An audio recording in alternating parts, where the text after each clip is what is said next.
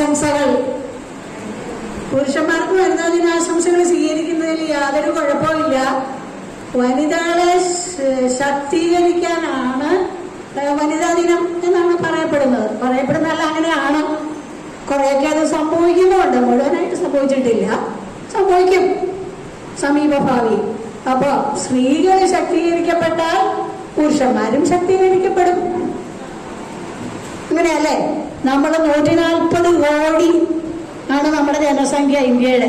അതിൽ 70 സ്ത്രീകളും 70 പുരുഷന്മാരുമാണ്. 70 കോടി. അപ്പോൾ 70 കോടി സ്ത്രീകൾ ശാക്തീകരിക്കപ്പെട്ട് കഴിഞ്ഞാൽ തീർച്ചയായിട്ടും ആ പുരുഷന്മാരും ആ സ്ത്രീകളോടൊത്തുള്ള പുരുഷന്മാരും ശാക്തീകരിക്കപ്പെടും. അവർക്ക് നല്ലതേ ഉണ്ടാവൂ എന്നുള്ള ഒരു വിശ്വാസമാണ് എനിക്ക്. അപ്പോൾ പുരുഷന്മാരോട് ഏറ്റുമുട്ടാം, അവരെ നമുക്ക് അടുക്കളയിലങ്ങ് ആക്കിയേക്കാം, ഞങ്ങൾ പുറത്തോട്ടിറങ്ങാം, അങ്ങനെ ഒരു ചിന്താധാര എനിക്കില്ല. അതായത് ഇനി അതിനുള്ള നമ്മളെല്ലാവരും റിട്ടയർ ചെയ്തവരാണ്. ഇനി ഒരംഗത്തിന് ബാല്യവും ഇല്ല. അതായത് ഇവരെ എല്ലാം വരുതി പഠിപ്പിച്ച് മര്യാദക്കാരാക്കി ജീവിക്കാം എന്നൊരു പ്രതീക്ഷ നമുക്ക് വേണ്ടെന്നാണ് എൻ്റെ ഒരു പക്ഷം. എൻ്റെ വിചാരമാണ്. നിങ്ങൾക്ക് അങ്ങനെ ആഗ്രഹമുണ്ടേ ചെയ്തോ. എന്താന്ന് വെച്ചാൽ നമ്മൾ ഇത്ര നാൾ പറഞ്ഞിട്ട് നമ്മൾ പറഞ്ഞ വഴിക്ക് വരാതിരുന്ന പുരുഷന്മാരെ ഇനി നമ്മൾ ഈ ശക്തിയും എനർജിയും എല്ലാം ശോഷിച്ച് ഈ സമയത്ത് പറഞ്ഞ് നമ്മുടെ വരുതിയിലാക്കാൻ പറ്റുമോ? ഇല്ലെന്നാണ് എൻ്റെ ഒരു വിചാരം. അപ്പൊ എന്താണേലും നിങ്ങൾ പറഞ്ഞല്ലേ, ഞാൻ വനിതാ വിരോധി അല്ല. ഞാൻ വെറും പ്രാക്ടിക്കലായിട്ടുള്ള ഒരു കാര്യം പറഞ്ഞു എന്ന് മാത്രമേ ഉള്ളൂ, അങ്ങനെ എടുക്കാവുള്ളൂ. അപ്പോൾ നമ്മുടെ ഇന്ന് വനിതാ ദിനമാണ്, സ്ത്രീകൾ ശാക്തീകരിക്കപ്പെട്ടു എന്നൊക്കെയാണ് പറയുന്നത്.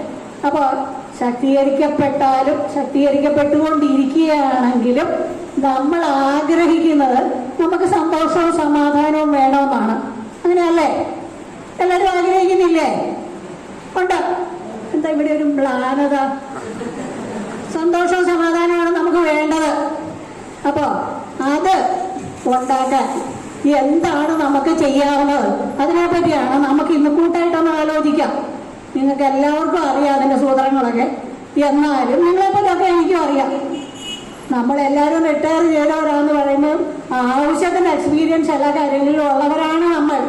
അപ്പോൾ എന്നാലും നമ്മൾ ഒരുമിച്ചിരുന്ന് ഈ കാര്യം നമ്മൾ ചർച്ച ചെയ്യുന്ന അത്ര മാത്രമേ ഉള്ളൂ. അപ്പോൾ നമുക്ക് എങ്ങനെ സന്തോഷം ഉണ്ടാക്കാം, അതിനുള്ള ഒരു ആലോചനയാണ്.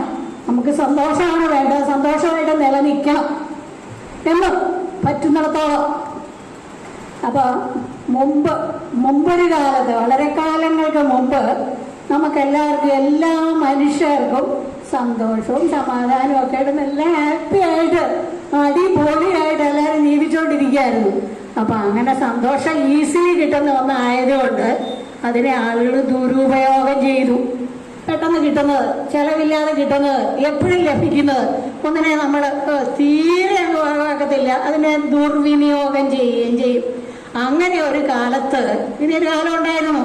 അപ്പൊ എങ്ങനെ ഇവരെ മര്യാദ പഠിപ്പിക്കും, എങ്ങനെ വേണ്ടതിന് മാത്രം, സന്തോഷ ആവശ്യത്തിന് മാത്രം ഉപയോഗിക്കുന്നവരാക്കാം മനുഷ്യരെ എന്നൊരു കൂടിയാലോചന നടന്നു.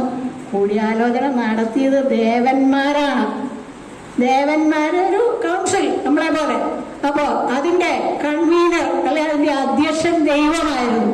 അപ്പോൾ അവർ തീരുമാനിച്ച ഇവരെല്ലാവരും കൂടി ഇരുന്നുള്ള ചർച്ചയിൽ എന്ത് ചെയ്യണം, എങ്ങനെ ഇത് നമ്മൾ നിയന്ത്രിക്കും ഇവരെ മനുഷ്യരെ, അങ്ങനെ അല്ല കൺട്രോൾഡായിട്ട് സന്തോഷം റേഷൻ പോലെ കൊടുക്കാൻ നമുക്ക് പറ്റുമോ എന്നുള്ള ആലോചന വന്നപ്പോഴത്തേക്കും അവരിൽ ഒരാൾ പറഞ്ഞു, മുമ്പോട്ട് സംസാരിച്ചുകൊണ്ടിരിക്കുന്ന ലീഡർഷിപ്പുള്ള ഒരു ആൾ എഴുന്നേറ്റ് പറഞ്ഞു, നമുക്കത് മണ്ണിനടി കുഴിച്ചിടാം സന്തോഷം, മനുഷ്യർക്ക് ഇപ്പം കൊടുക്കണ്ട, നമുക്ക് മണ്ണിനടി കുഴിച്ചിടാം. അപ്പോൾ പറഞ്ഞു, മറ്റുള്ളവർ പറഞ്ഞു ഇല്ല നടക്കുകയല്ല, എവിടെ കുഴിച്ചിട്ടാലും മനുഷ്യരിച്ച തപ്പിയെടുക്കും. അപ്പോൾ വേറെ ആൾ പറഞ്ഞു നമുക്ക് സമുദ്രത്തിനടി കുഴിച്ചിട്ടാലോ, നോക്കാം. അപ്പോഴേക്കും മറ്റുള്ളവർ അതിനെ വീറ്റോ ചെയ്തു, നടക്കുകയല്ല, സമുദ്രത്തിനടിയിലാണേലും മനുഷ്യർ തപ്പിയെടുക്കും. അപ്പോൾ അതുകൊണ്ട് എന്താ ചെയ്യുക? അപ്പോൾ അവസാന തീരുമാനമായി ദൈവം തന്നെ പറഞ്ഞു, നമുക്ക് ഈ സന്തോഷത്തിന്റെ എലിമെന്റ് മനുഷ്യരുടെ ഉള്ളിലോട്ട് അങ്ങ് നിക്ഷേപിക്കാം.